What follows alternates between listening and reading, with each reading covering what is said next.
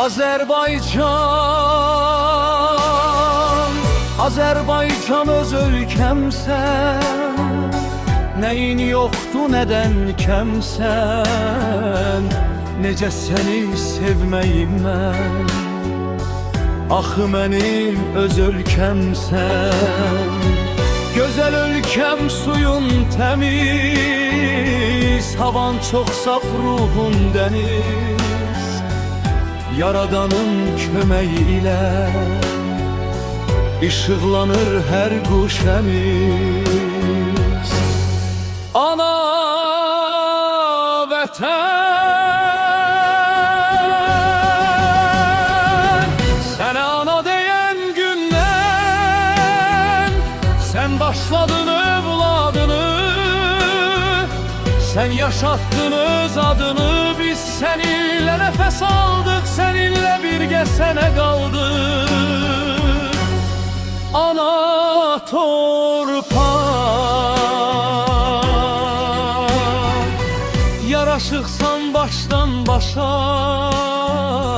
bölgelerin bir tamaşa, neçə döyüşlerde galip oldun sen savaşa.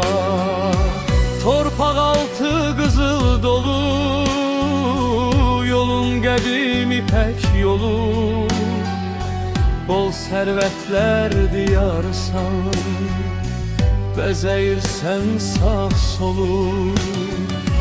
Yağı düşmən onu bil ki, uğruna sızıldayır, balarısı olan yerde milçək nədir vızıldayır. Əziz vətən, düşmənlərə sinə gərdin, söylə səni sevən varsa, var mı